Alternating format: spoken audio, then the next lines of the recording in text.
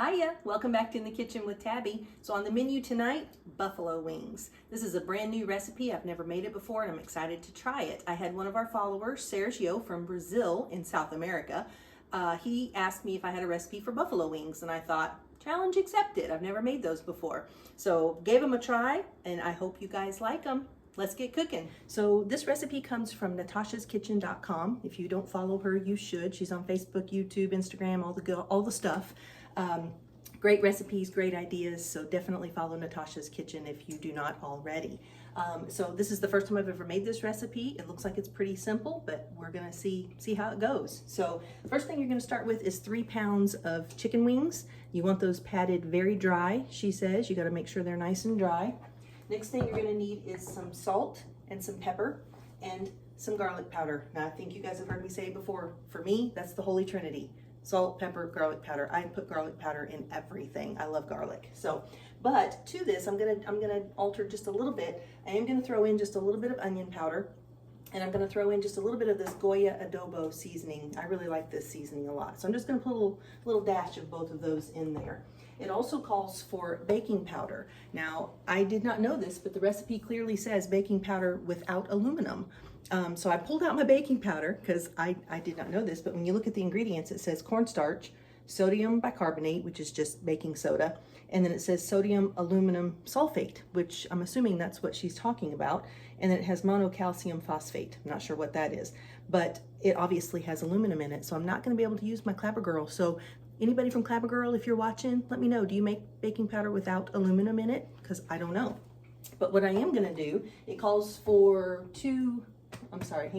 it calls for 1 tablespoon of the baking powder. So what I'm going to do, instead of using the Clabber Girl, is I'm going to take just my cornstarch and my baking soda. 1 tablespoon is 3 teaspoons, so I'm going to do 1 1/2 and 1 1/2.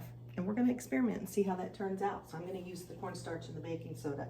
So that's all you need for the chicken to start. That's all that's going to go on the chicken, and then that will go in the oven to bake. While that's baking, we'll do the sauce, and the sauce calls for a 1/4 cup of Frank's Red Hot sauce, which I've never used before in my life, so this is going to be an experiment. It calls for a 1/4 cup of melted butter, which is just a 1/2 stick unsalted butter, and it also calls for a tablespoon of brown sugar. Now I'm doing 2 just because I think I would like it maybe a little bit sweet, so I'm going to put 2 tablespoons of brown sugar. It says you can also use regular sugar if you want, so you could do that too. So yeah, so that's it. So let's get started. So I'm going to take 1.5 teaspoons of my cornstarch. So there's a teaspoon. And it says you're supposed to mix all of these seasonings in a bowl together before you put it on the chicken. So there's the cornstarch, and then we're going to do 1.5 teaspoons of the baking soda. And then we're going to cross our fingers and hope that nothing blows up. Because you just never know, but we're gonna find out. Hey, this is why it's fun in the kitchen, right? That's why it's fun. You just get in there and put some stuff together and see what happens. The worst that can happen is just, might not taste very good, but I think it's gonna taste good. I think it's gonna be all right. All right, so there is the cornstarch and the baking soda, and then it calls for 1 teaspoon of salt and 2 teaspoons of garlic powder. So I'm gonna get my garlic powder first. So 2 teaspoons. This is a tablespoon actually, so I'm just gonna do not quite full on the tablespoon. I don't think you can have too much garlic powder, in my opinion. 1/2 teaspoon of salt. These little measuring spoons, guys, I've had these for so long. You can see, well, that one looks pretty good. Let me show you this one. You can see on this one, my little measurement thing is almost all worn off. I love these little teaspoons so much. I've had them for so long.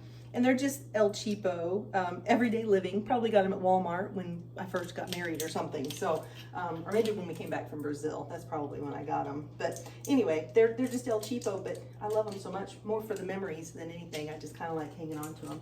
So, okay, so that's the salt. Just a little bit of the onion powder in there. Just a little dash of onion powder. And I'm going to put just a little bit of that Goya adobo seasoning. Just a little bit. All right, now I'm gonna get a fork. I haven't put my dishes away. See that? I've got dishes in the drain. Just don't pay any attention to the dishes in them.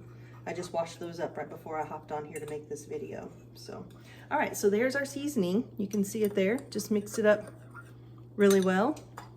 And then we're just gonna take that seasoning. Oh, my oven is preheated. We're gonna preheat that oven to 450 degrees, by the way. So that's preheated. All right, so I'm gonna take my seasoning and I'm just gonna sprinkle that right over the chicken. And I'm actually gonna use my fork and mix that up just a little bit to get some of that other chicken that was on the bottom, on the top. All right, so there is the chicken. You can see now it's all coated in there. Isn't that beautiful? It smells really good too. I wish you could smell it. All right, so that is that. Now all we're going to do is take that chicken. I'm gonna use my new Valentine's Day tongs that my honey got me. We're gonna take that chicken and we're gonna set it on this rack. Now these are just the little wing part and the drumstick. That third piece of the wing is not on there. I bought these at Walmart and they were frozen and I just left them in the refrigerator overnight to thaw. And then I put them in a colander and gave them a good rinse and then just used a paper towel and dried them off really well. So we're just gonna put these out. It says 3 pounds. It was a 4-pound bag, so I kind of guesstimated on how much I was making. And since it's just the two of us, I didn't want to make such a huge amount. So, all right, just a few more here. We're gonna put these, you wanna make sure they're kind of separated. I'm wondering, next time, I might leave a little bit of that seasoning in the bowl. And actually, I may even just do it anyway. I'm not gonna put any more of the cornstarch or anything on them, but I feel like there's a lot of seasoning in the bottom of that bowl. So I think what I'm gonna do is just put a little bit over them right now on the pan. So I'm just gonna sprinkle just a little bit on top. That's the garlic powder. Also, oh, I had the wrong opening, guys. No, I thought it was coming out fast. Oh well, blooper. And this is a little bit of the adobo. Anyway, what I was gonna say though is, have any of you ever heard that the aluminum foil, when you put it down on your pan, that you should put the dull side up, because if you put the shiny side up, it reflects the heat and it won't cook like it should. Has anybody ever heard that? That's what I've always heard. But let me tell you what, I did a little Google search, and according to Reynolds Wrap, who I think would know because they make the aluminum foil, according to Reynolds Wrap, the process that they use to make the aluminum foil is what makes one side shiny and one side dull. But because the material that they use is exactly the same, there is absolutely no difference. So you can put the shiny side up or the dull side. They said it's more of an aesthetic thing. So if you want it to look pretty, I guess put the shiny side up. But cooking wise, they're gonna both cook exactly the same. Okay, so there we go. We got them on my tray, nice and pretty. So I'm gonna go ahead and put them in this 450 degree oven. Very, very hot. Very, very hot oven. Okay, so it says you have to cook them at 450 for 25 minutes, and then you're gonna pull that out, flip them over, bake them another 25 minutes until they're really nice and crispy. And then after that, then you're ready to go to do the sauce. So we're gonna go ahead and make the sauce real quick. All right, so I'm gonna get a little bowl here. One of my favorite little, imagine that, it's got roosters and chickens, which reminds me, I never told you guys why I have roosters and chickens in my house or around my house. So I need to let you know that. So in the Bible, if you remember, right before Jesus was crucified, he had been taken away, or right before he was taken away, I'm sorry, they were in the garden, and Peter said to him that he loved him and that he would never leave him, and because Jesus had said some people would desert him, and Peter said, I will never do that. Simon Peter, he said, I will never leave you. And then a little bit later, he said it again, I will never leave you. I would never leave you. And Jesus said, Simon, before the rooster crows in the morning, you will have denied me 3 times. And so I've just always, I mean, ever since I was little, hearing that passage in the Bible, hearing that verse, it's just always made me never want to deny my Jesus. So I just have always kept roosters around just to remind me, don't ever do that, because I don't ever want to be put in that position. So I just cling to that, you know, love and respect and just my faith. I just cling to that. So I keep roosters around just for that reason. There's my little rooster right there. I love that little canister. That's a vintage canister. I got that on eBay. It's been a while, but I love that little rooster canister. His little comb is, you can see it's kind of worn off, but I love him. He's cute as a button. He's been broken and glued, and yeah, he's been through it, but he's been with me. I keep my tea bags in that one. And these little silver canisters, I had somebody comment that they answered that they thought this was one of the items that you could spot in my kitchen. These little silver canisters actually belonged to my brother-in-law's grandmother. And so he asked me if I wanted them because he knew I loved vintage things. And I said, absolutely. So I have a flour, a sugar, and then a coffee. And I keep the coffee over on my little cabinet where I have my little coffee maker coffee bar, I guess you'd call it that. So anyway, all right, back to the recipe. So we are going to go ahead and make the sauce. So we have a 1/4 cup of the Frank's hot sauce. Grab my little whisk out here. All right, so 1/4 cup of the, oh, my cameraman is here. He just came in. Okay, that's gonna make it much better. But you might need to tilt it down just a little bit so there we go. Wait, I'm gonna pause it and I will be right back, and I'm gonna turn the camera around so that he can see what he's doing, and I'll be right back. Okay, so we're back. I think it's going to work a little bit better now. With the camera faced this way, I know where to look too. When the camera's faced the other way, I forget where the camera is, and so I find myself looking in the wrong spot. So now I'm looking at you. Okay, so we're going to take our 1/4 cup of Frank's hot sauce. And like I said, I have never even purchased this. I've been married over 33 years. I've never owned a bottle of Frank's hot sauce. So this is going to be a first for me. So we're going to put that little bit of hot sauce in there. I have to admit though, I'm not much of a hot person. My oldest son, Nicholas, loves hot. He loves heat. Anytime I make chili, I always have to leave the chili seasoning out because I know he's always going to add chili seasoning. So he loves hot stuff, but I've never been much of a hot person. So we'll see. All right. I mean, I'm hot, but you know, that was a joke. I'm sorry. That was not humble. I didn't mean that. That was just that was only joking. Okay, so 1/4 cup of melted butter. And there is just a little chunk of butter in there, but I think it'll be fine. It's gonna, yeah, that's gonna melt. As soon as I mix it up, it's melting. So we're gonna put a 1/4 cup, and remember that's unsalted butter, not salted. You want unsalted butter. And I use Kerrygold butter. It's an Irish butter. One of my favorite butters. I think, I'll tell you a funny story. When I was young and we would go to the grocery store to get butter, or, you know, to get groceries, we would go to get butter. And my mom, and this is back, you know, it's been a few years, they didn't seal the boxes like they do now. So my mom would go into the cabinet there where the butter was, and she would open up all the boxes of butter, and she would look for the one that was the whitest. She wanted the really white butter. And I remember asking her, and she said that's because that's how you can tell that it's real butter, when it's really white like that. So I was like, oh, okay. Well, you know, by the time I got married and moved back from Brazil, now they're sealing boxes, so you can't look and see how white the butter sticks are.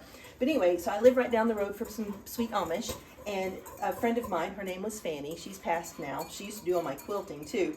But she made butter for me. She made some homemade butter for me and asked me if I wanted some. And I said, oh my gosh, yeah, I would love to have some homemade butter. So she made the butter for me. And I brought it home. And when I opened it up, it was as yellow as an egg yolk. Like super, super yellow. And I thought, oh my goodness, she must put food coloring in here or something, because I knew it was all natural. And so when I ate it, it was absolutely amazing. It was the most delicious butter ever. And so the next time I saw her, I said, Fanny, that butter was absolutely amazing. But how did you get it so yellow? And she kind of laughed. And I said, what's so funny? And she said, well, butter's supposed to be yellow. And I said, well, when I was growing up, my mom always said you wanted white butter. She would look at the butter boxes and look for the one that was most white. And she said, if your Jersey cow is worth anything, if it's worth its weight, it better throw you some milk that's going to give you yellow butter. She said, your butter should not be white. If it's white, that means that the milk has probably not, the cow has not had a lot of grass and natural things to eat. And so I was like, oh my gosh, you're kidding me. So all these years I've been thinking my butter was not that great because it wasn't very white. And here I should be looking for yellow butter. So Kerrygold butter, hands down, is the best. And in case you don't know, if you use Kerrygold salted butter, you can leave it out on the counter. You don't have to put it in your refrigerator, and that way it's always soft for you if it's salted butter, if it's the Kerrygold salted. But now if it's unsalted butter, you don't want to leave it out on the counter because it's going to need that salt to keep it from going bad. So, all right, so let's get going here, back to this. So we've got some time here. And you know what? I forgot to set the timer. I'm just gonna set it for 20 because it's probably been about 5 minutes. So we've got my hot sauce and my butter in there. And now we're gonna throw in, and like I said, the recipe called for 1 tablespoon of brown sugar. I'm using 2. So just keep that in mind. I'm gonna alter it just a little bit. So we're gonna mix that up in there. And I think, can you see it okay? You can see how it's getting a little dark there. It looks like a buffalo sauce. Tell you what, I'm gonna dip a spoon in it and taste it here in just a second because I'm kind of impatient that way. I want to be able to taste it now. Here's my little bowl with the little rooster. Isn't that cute? I've got a couple of those too. My sister-in-law Donna gave those to me. So I use those if I'm measuring out little spices and stuff. I just try to keep those roosters everywhere. That way I never forget. I just never forget. And I'm just going to give it just a little taste. Wow, guys.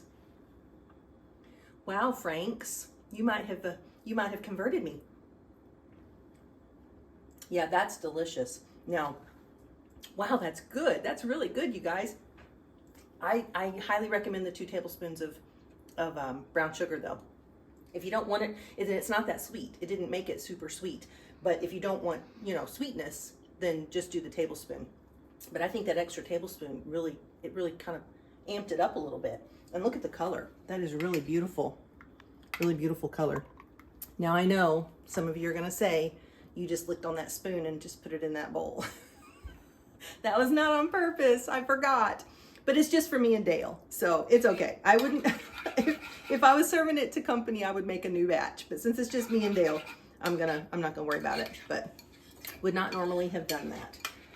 Okay, so I think that's it for right now. I've got 17 minutes left on the chicken. So when we're ready to turn that over and, get it going on the second side, on the other side, then I'll hop back on and kind of let you see and give you an update. And then, so we'll be back in just a second.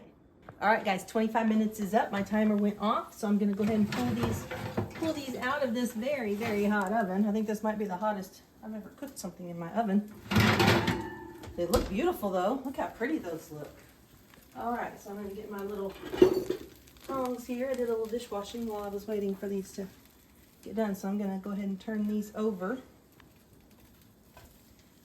And then once we get them turned over, I'm not gonna sprinkle any more seasoning on them. I think I'll just leave them. Oh no, there's my fire alarm.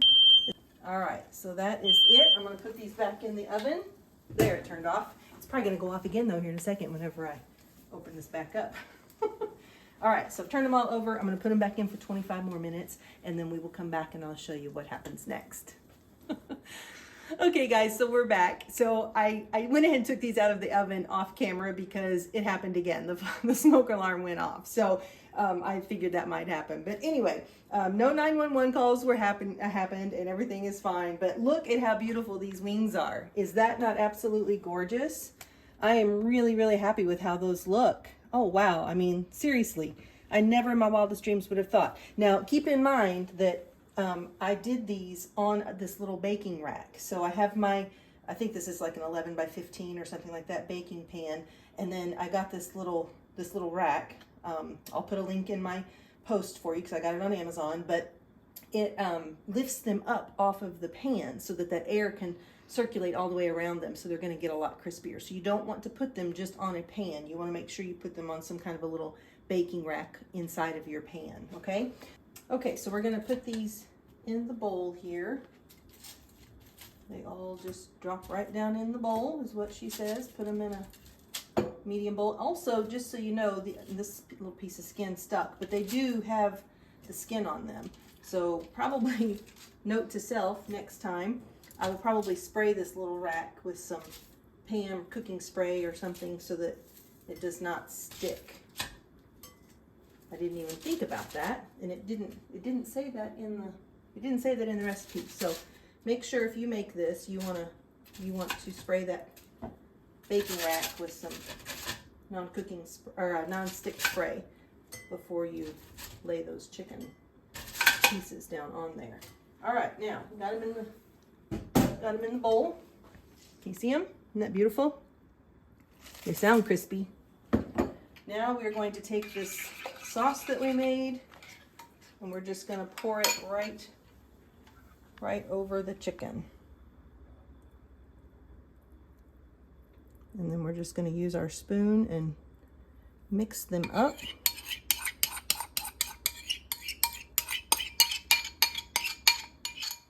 They sure smell amazing.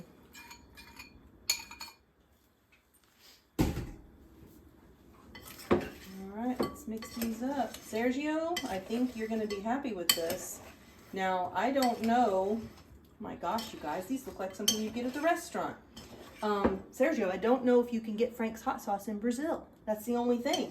You might have to look and see if you can find some on Amazon or something and see if maybe they will ship it to you. I just don't know, but golly, those look as good as anything you'd get at a restaurant. Now, whether they taste as good, that's the question. We're about to find that out, and they are piping hot. But can you see that? Is that gorgeous? Look at the color. And that was the perfect amount of sauce for those, I think. I mean, there's still quite a bit in the bottom of the bowl, so it made it nice and saucy. Nice and saucy. And you can see here, while the chicken was cooking, I just went ahead and whipped up one of my salads. This is an arugula salad, and it's got cucumbers, tomatoes, some little sliced onions, walnuts, and feta cheese. That's all there is to it. So I love salads of just about any kind, and I thought that would be kind of refreshing to have with the hot sauce. I thought maybe that might taste good to have the salad with the chicken. So let's just get a little drumstick out here. Smells amazing. All right, I'm going to take a little bite. These are like super hot, so I'm a little nervous because, you know, I'm not a hot sauce person, but the sauce tasted so good that I think it's going to be okay. So let's just go for it and see.